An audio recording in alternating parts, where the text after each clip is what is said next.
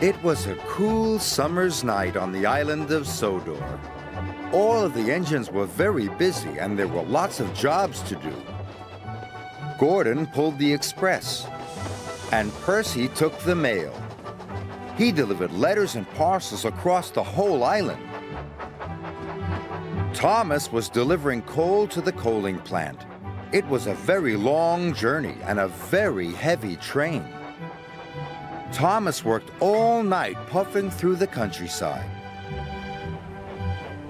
At last, Thomas had delivered all the coal. He was very tired. "I'm puffed out," said Thomas. "I wish I'd had some help delivering the coal." "Pah," huffed Gordon. "A really useful engine doesn't need help." Then Sir Topham had arrived. "I need an engine to run 3 special deliveries for me," Sir Topham had said. "I can do it," puffed Thomas. He was tired, but he wanted to prove he was a really useful engine.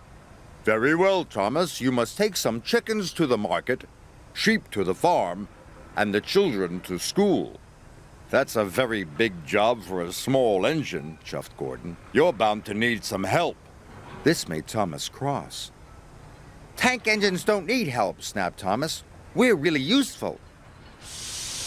And he puffed away. "Chickens to market, sheep to the farm, and children to school," Thomas puffed. First, Thomas collected the chickens.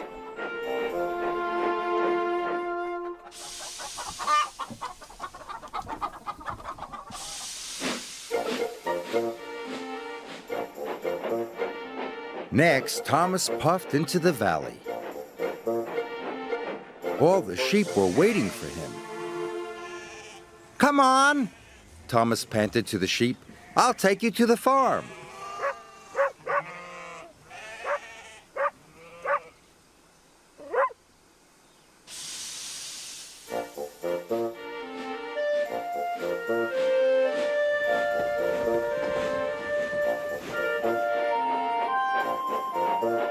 Finally, Thomas trundled into the station.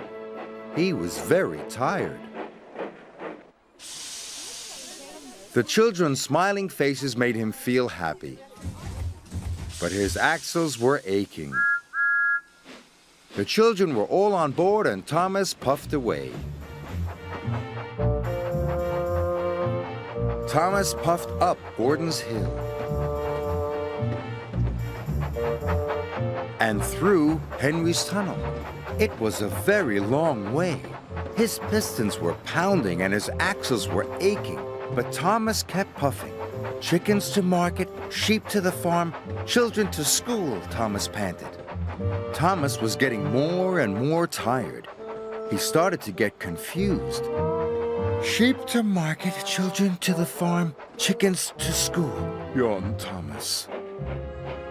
When Thomas arrived at the market, he was very confused indeed. "Please unload the sheep," said Thomas. He should have said chickens, but now the sheep were unloaded. Then Emily arrived. Emily could see that Thomas was tired. "Would you like some help?" asked Emily.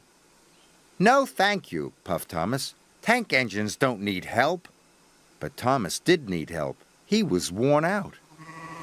At last the sheep were unloaded. Thomas puffed away. "Sheep to market, children to the farm, and chickens to school," yawned Thomas sleepily. When Thomas got to the farm, he told the children that it was their stop. So all the children got off at Farmer McColl's. Thomas was terribly tired.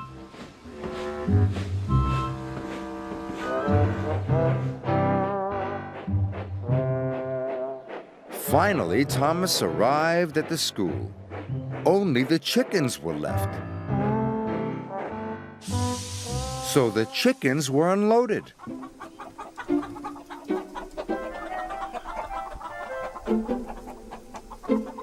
And Thomas puffed back to the sheds.